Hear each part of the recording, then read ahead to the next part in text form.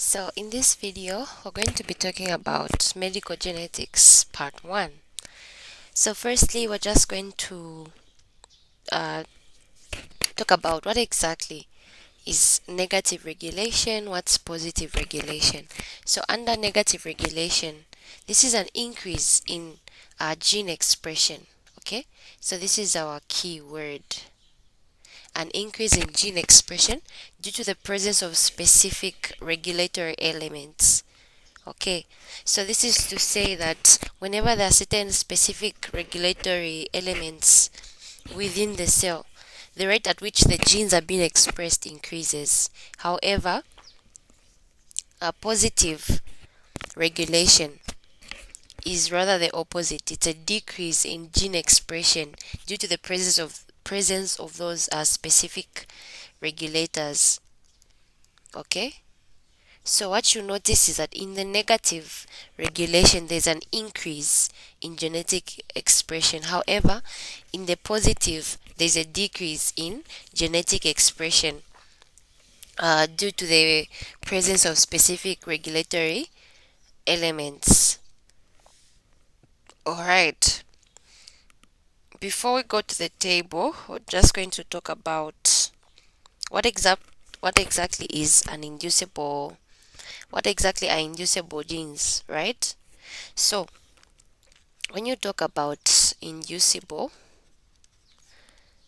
genes, these are simply so to say their expression increases in response to an inducer. So there'll be an increase in expression, right? Increase in expression due to a response of an inducer.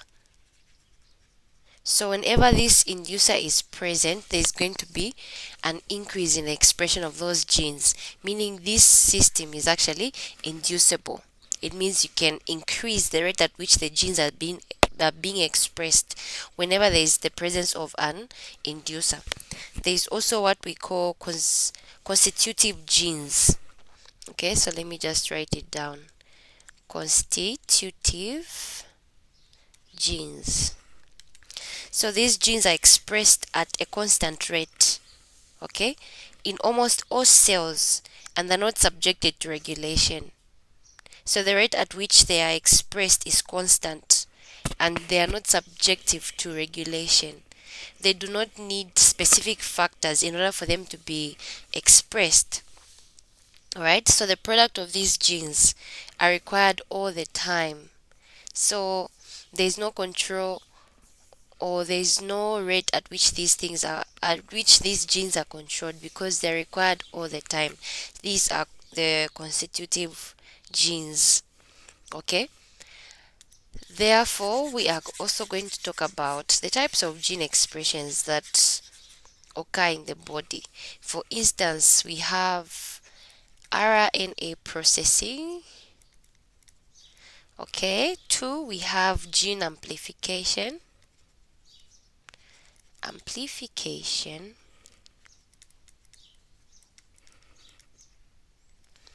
3, we have gene rearrangement.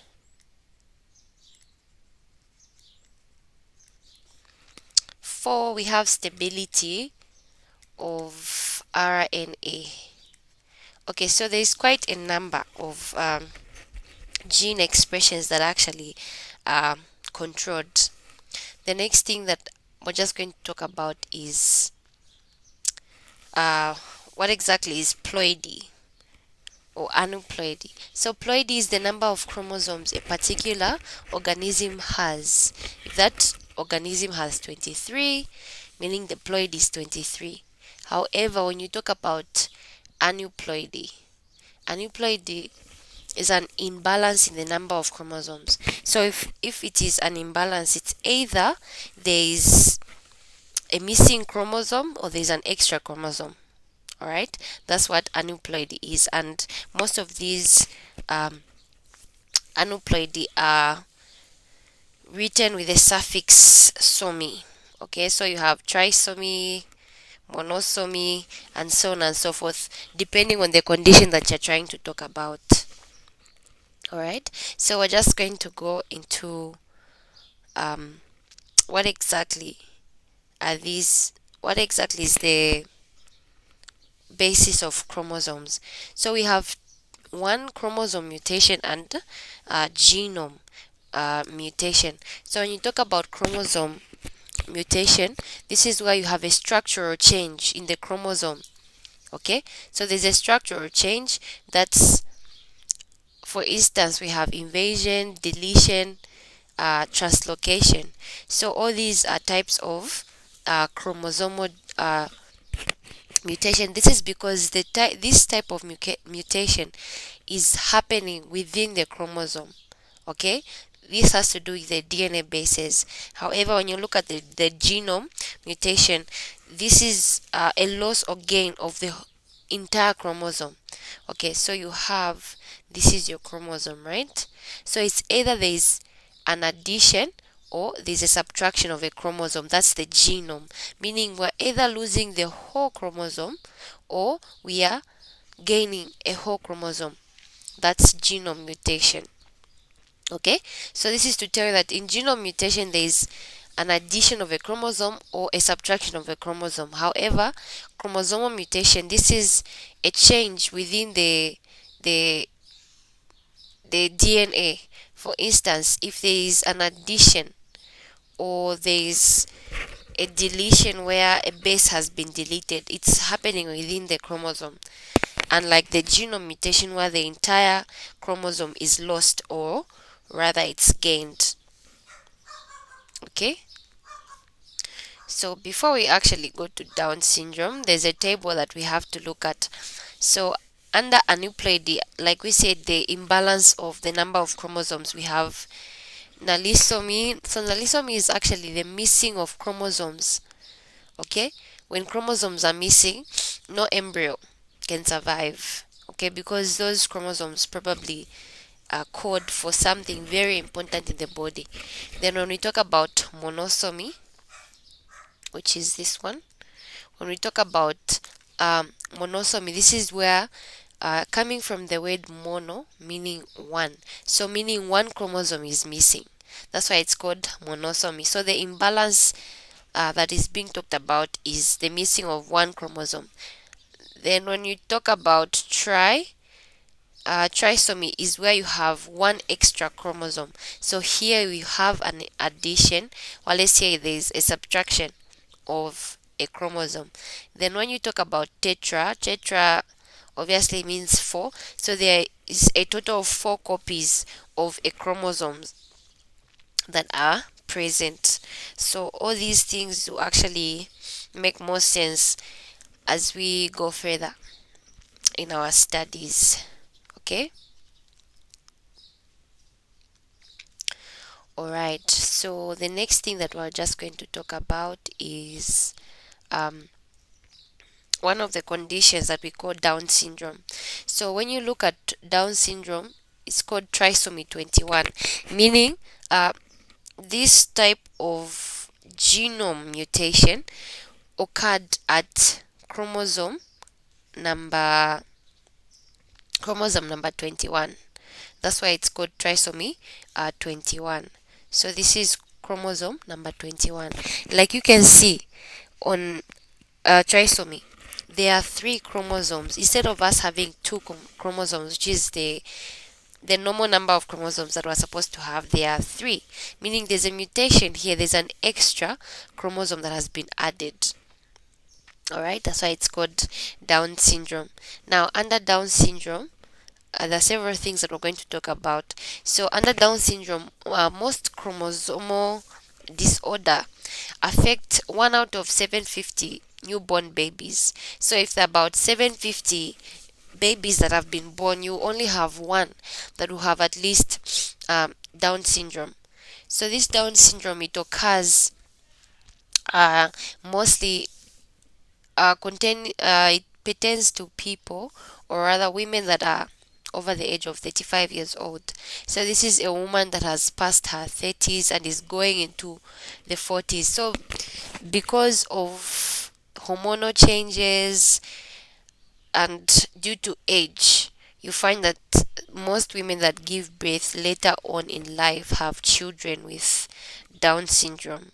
Okay, so this is, we can say it's a meiotic non-disjunction of chromosome 21, because at chromosome 21, that's why you have an extra um, chromosome. So there's also what we call Robertsonian um, Robertsonian translocation of chromosome 21 to another chromosome. So all this is non-disjunction because the number of chromosomes are unequal. All right. So instead of that person having let's say 23 chromosomes, they'll have 24. Okay, in total. And if you're counting both from the mother and the father side, this person will have 47 chromosomes because instead of having 26, when we count them individually, like 1 up to 26, up to 46, sorry, they will have 47 because of that extra one chromosome. There are also other factors that lead to Down syndrome. These are environmental factors such as smoking. So, whenever you find women are smoking and that person is on oral contraceptives, the chances are very high that they'll have a child that has Down syndrome, especially for women that are under 30. They're highly susceptible to such. So, characteristics of Down syndrome, firstly, the child will be mentally retarded. So, this child will not function normally as other children do. So, you notice this in how they behave. They're unable to speak nicely. They can't even speak English or even their mother tongue. They are just able to pick some words from a language. Then you also have abundant neck skin. So this person will have like a webbed type of neck. So you notice this child will have a seemingly short neck. Okay, then they'll also have congenital heart defects. So these are defects that have to do with the heart. And when you notice their feet, you see that between the first and the second toe there is a gap. Okay, there's always a gap, but for children that have Down syndrome, the gap is rather abnormal as compared to a normal child. Okay, so the next genome mutation that we talk about is trisomy 18, also called Edwards syndrome. So under Edwards syndrome, automatically when you look at this number, this is to tell you at chromosome number 18, this child had an extra chromosome on chromosome number 18. So you notice this if these are the chromosomes. Okay, this is chromosome number 18. So there will be an extra chromosome at this point. That's why it's called trisomy 18. Now whenever there's an extra chromosome on on chromosome number 18, there are certain features that you have, and 1 out of 3,000 people. So this is a second most common trisomy in humans. So chances are very high in women who become pregnant above 35 years old, just like Down syndrome.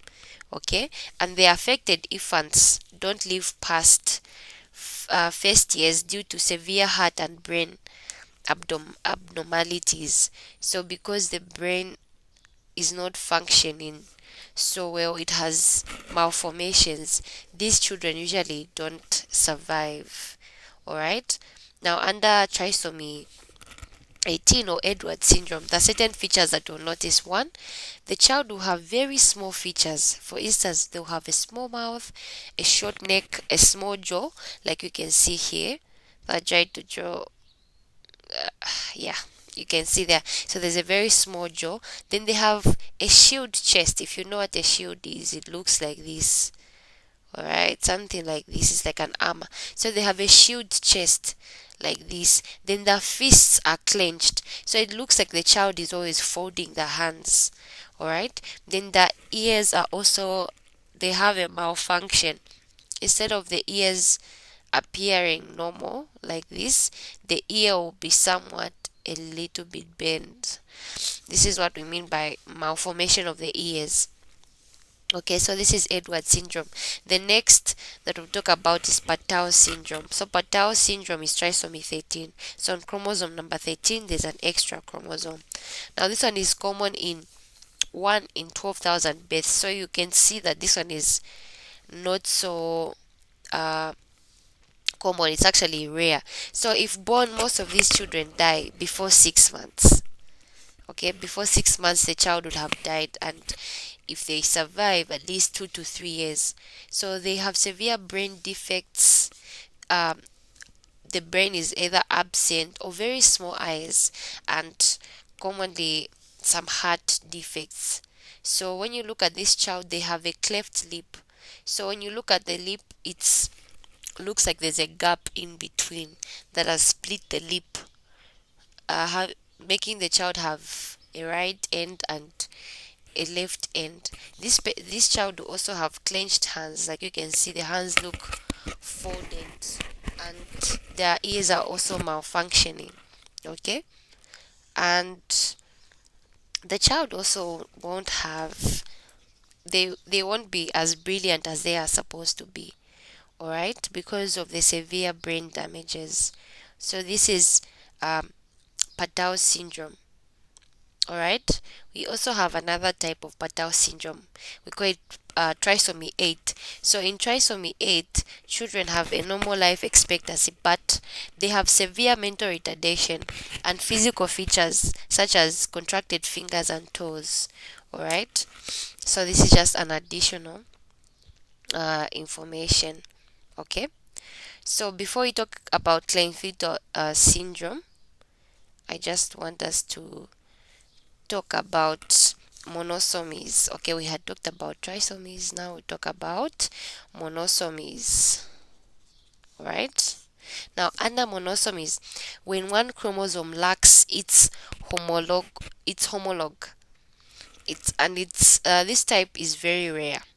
Okay, so many monosomies are partial losses of a chromosome. Okay, so meaning part of the chromosome is attached to another chromosome by translocation. So if this is your chromosome, right, part of it is attached to another chromosome.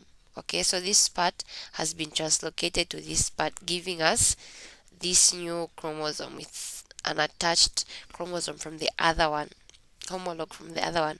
So most common is monosomy 21, with signs and symptoms similar to Down syndrome. Okay, and only survive for a few weeks. So this child will only survive for a few weeks, and most of these genome mutations, we also have those that are sex linked, meaning they affect the gender. Okay, so if they affect the gender, automatically you know that they will affect the phenotype. So how the morphology of the person and how they look like, or what they look like as a male or a female, is going to be affected. And most of these sex linked chromosomes are discovered at puberty. Okay, because it's at puberty where these signs begin to show. So problems are related to sexual development and infertility. Okay, so the number of X chromosomes would determine the how severe the type of retardation is. Okay, so in males, we have a condition that's called Klinefelter disease. So under this Klinefelter disease, 1 out of 500 boys, so it's not as common as we would think it is. So 1 out of 500 boys have this type of syndrome. So like you can see, a male is supposed to have XY chromosome, of which the X chromosome is inactivated. But in this case, you find that they have an extra X chromosome. All right, and this appears in the embryo before the X chromosome is inactivated. So this is to tell you that those features of the female are going to express themselves, not fully but partially express themselves in that male child. So what you notice is that the male will have some certain female characteristics. For instance, they'll have female pubic hair, they'll have narrow shoulders, because in most circumstances males are supposed to have rather broad shoulders, and they'll have wide hips, poor beard growth. So these are males that have poor beard growth. Okay, of course, there are some people that normally don't have so much beards, but when we talk about Klinefelter growth, you find that it's either one or two or just very few beards. Then they'll have very long arms and legs, okay, because remember this person has XXY, so even the Y gene is expressing itself in this case, okay. Then this may also have breast development. All right, so you find the breasts are starting to form, of course not to full maturity like a woman would have, but they'll have some features of breasts that are growing due to this condition. Okay, the next is Turner syndrome. Now, out of Turner syndrome results in complete or impartial X chromosome monosomy. All right, so this one usually occurs in women. All right, so like you can see, because we are talking about the complete or impartial loss of this X chromosome, so you can tell that instead of a woman will have XX, right? But they'll have, it's either they'll only have one X chromosome or they'll have a partial X chromosome. Okay, and due to this, you find most of these women are short. Okay, such women are short due to the missing SHOX gene, and they're usually sterile. So if they're sterile, this is to tell you that they cannot fully function as women. They will most likely not have children, and they have a webbed neck, so the neck looks as though it's attached to the shoulders, something like this. All right, so they'll have a webbed neck, a broad chest, a very broad chest, so something like this, very broad chest, and like we said, the neck is webbed, so it will look as though the shoulders are attached to the neck itself. All right, then they have a low hairline as well as a very broad chest, like we said. Then there is what we call coarctation of the heart. So um like you can see, this is the heart. So when it's coarctated, it means it's narrow at some point. Okay, so this is one of the congenital heart defects that have been spoken about. Okay, so the next thing that we're just going to talk about is chromosomal mutation. So we talked about deletion, inversion, and translocation. Okay, so first we'll talk about the deletion disorders. So the first one is the George syndrome, okay, which we can abbreviate with CATCH, CATCH. Okay, now under the George syndrome, you have one, there's cardio abnormality, there's what we call tetralogy of Fallot. Okay, although this is mostly spoken about in anatomy, so you learn about it. Then we also have under the George syndrome, you notice that the person will have ab- abnormal facial features. Okay, they'll have a long face, uh, weird shape of lips.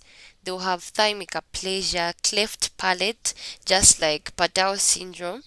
Okay, then they'll have hypocalcemia, meaning low amounts of calcium.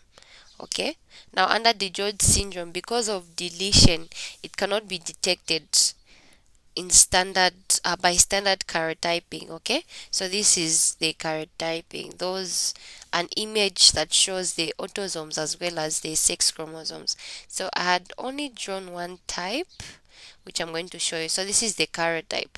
Okay, so because of this, they usually use for the fish, just to show what they are trying to talk about. Okay, the other one is called crew du chat.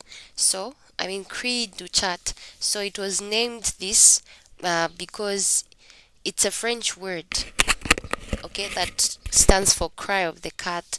So they named this due to the high pitched cry that the infants actually made due to that condition, of course. So this creed to chart is due to deletion of chromosome number 5. So what you have on chromosome number 5, this is your chromosome number 5, you find that there's a deletion of one chromosome.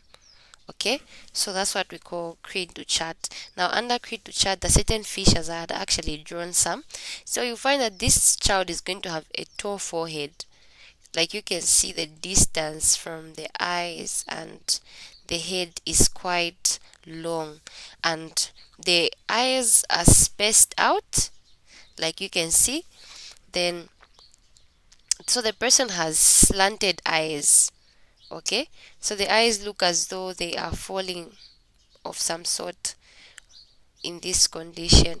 Then the person will have excess mucous skin. So this skin that's on the neck will be too much, almost looking as though it's a hunchback. They will also have swollen hands. Okay, the hands will appear swollen in this condition. The next one is Prader-Willi syndrome. So under Prader-Willi syndrome, there is deletion of part of the chromosome 15. So if this is your chromosome 15, part of it is deleted. So you find that it will be not whole. Okay, so and it's always in the father's chromosome.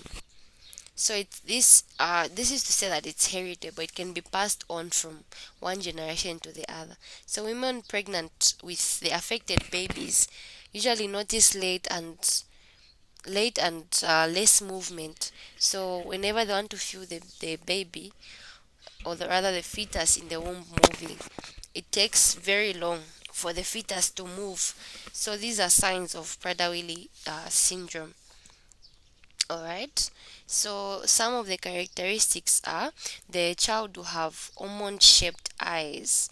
Okay, an almond is a fruit, of course. So this is the shape of an almond. So they'll have almond shaped eyes. They'll have a thin upper lip. Okay, so if this is the upper lip, right? We just draw something like this. This is the upper lip, whereas this is a down lip. So these people have Prader-Willi syndrome. Then they'll have a narrow temporal distance of nasal bridge. So the distance between their forehead and their nose is quite narrow when you look at it. Okay, and in most cases, these people are overweight. All right. The next type that we're going to talk about is invasion. So under invasion, we have some common cases are hemophilia type A, and it's caused by the invasion in the X chromosome. So this one is most common in males than it is in females, and it results in impaired blood clot formation. Okay, so the rate at which the blood is clotting is affected. So the translocation happens between certain chromosomes. Okay, so translocation is where, from the word itself, you can tell translocation means movement, right? So to translocate is to move. So there's a movement between chromosome number 9 and 10. So due to this, the gene DIBD, which is disrupted in bipolar disorder gene 1, it has also been implicated. All right, so under this is just an example of translocation where one gene is moving to the other. There is what we call morphology, which is a study of human congenital defects, okay, and abnormalities of body structure that originate from birth. That's this morphology. Then when you talk about developmental genetics, this is where we study the way in which the genes control the growth and the development of an organism throughout its life cycle. Okay, so even before an embryo has developed, we begin to study how it's growing, how it's genetically developing, and what possible diseases can be formed. Okay, so there's a table that I had drawn. So there is malformations, which is the first one we talk about is deformations. So under deformations, there is a distortion of normally formed tissue due to extrinsic pressure. Okay, so the key word here is extrinsic pressure. So the distortion of the normally formed tissue. So that tissue that was in normal circumstances, it was just okay. Okay, it's going to be deformed, meaning the shape is going to change or the function is going to be altered due to extrinsic pressure. So extrinsic meaning the pressure is coming from outside, not within. Okay, so trisomy 21 meaning asymmetry of skull due to fibroid. So the shape of the skull is going to be affected. So for instance, instead of it maybe being like this, okay, you find that there'll be a malformation, okay, or rather a deformation. The skull will no longer look the same. Then we also have what we call disruptions. So this one is the damage is normally this is damage to normally formed tissue. Okay, so this is distortion, meaning the change will, the shape will change due to a pressure, but this one there is a damage, meaning even the function is going to be affected due to the damage. So for instance, a tear in the amniotic cavity can trap a limb.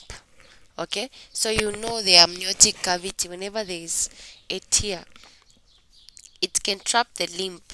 Okay, in this case, if this is the limb, right, let me just draw something. This is the limb. Okay, so there's a tear within the amniotic cavity, so the limb is trapped, and because it's trapped, you find that it can even lead to amputation, meaning the leg can be cut. That child can be born without a leg due to this. So under developmental genetics, we have what we call Hox genes and Pax genes. Under Hox genes, the mutations in humans cause disorders such as Bosley-Sahil Aloreni syndrome and Guttmacher syndrome, whereas in Pax genes, the mutations is within Pax genes. It leads to a range of developmental. Okay, so there is these developmental abnormalities. Okay, so these abnormalities are developing over time in both human beings, and an example is Waardenburg syndrome and craniofacial deafness hand. Alright, this is a type of Pax genes. The other thing that we talk about is cancer. Okay, so cancer is simply uncontrolled cell division. So the rate at which the cells are dividing is abnormal. This is why you find someone has loss of hair. Of course, that's a syndrome of cancer, or over an overgrown breast tissue, or overgrown thigh. This is due to uncontrolled cell division, whereas a tumor is any mass of abnormal cells. So wherever you find a mass of cells that are not normal to the body, that's a tumor. Then benign tumors have uncontrollable growth. They can grow to any extent, but they do not invade surrounding tissues. So those tissues that surround them are not affected, even when they grow abnormally. Whereas tumors, malignant tumors on the next page, okay, these are invasive and they have a tendency of showing up in new sites of the body. So you find that these can actually affect other sites. Alright, so we have benign, malignant, and tumors, and cancer itself. Okay, then we have what we call the proto-oncogenes. Okay, proto-oncogenes and tumor suppressor genes. So under proto-oncogenes, proto-oncogenes stimulate cell growth. So these stimulate cell growth. Okay, So they stimulate cell growth and the division by invading growth regulating proteins. So those proteins that regulate the rate at which the cell is growing are affected by these proto-oncogenes. Now to stimulate is to increase. So what proto-oncogenes simply do, they increase the rate at which those proteins are affecting cell division. Alright? Then the tumor suppressor genes, these stop cell growth and they cause apoptosis. Okay, so the cell stops growing and there is what we call cell destruction, meaning the cell kills itself, which is tumor, which is called apoptosis. So cancer results as a mutation turning proto-oncogenes into oncogenes, or a mutation damaging the tumor suppressor genes. These are the things that are being affected in cancer, or rather due to cancer, the tumor suppressor genes and the proto-oncogenes. Alright, so apart from viruses, there are other factors such as chromosomal rearrangements that we had talked about, chemical agents and radiation that can turn proto-oncogenes into oncogenes. Alright, then these oncogenic mutations, okay, so oncogenic mutations, so these are oncogenic mutations that produce oncogenes. So oncogenes are produced by oncogenic mutations, so they're genetically dominant. Okay, so meaning they find full expression in the body and they can be in any of the regulatory proteins involved in the cell division. So we're going to talk about the tumor suppressor genes. So the tumor suppressor genes, they code for proteins that normally restrain cell division. Okay, so tumor suppressor genes, we have tumor suppressor genes. So these tumor suppressor genes, they encode for proteins that normally restrain cell division. That's why in cancerous cells, they target the tumor suppressor genes. Okay, because these are the ones that are restraining cell division. Okay, now if these are affected, it means the rate of cell division will increase and the cells will increase abnormally. So mutation of any one of these genes can lead to a tumor formation. Okay, however, this type of mutation is recessive, so it does not fully express itself. Alright, so it's recessive. Okay, so I'll also talk about tumor suppressor genes. We have RB1 gene. Okay, the RB1 gene.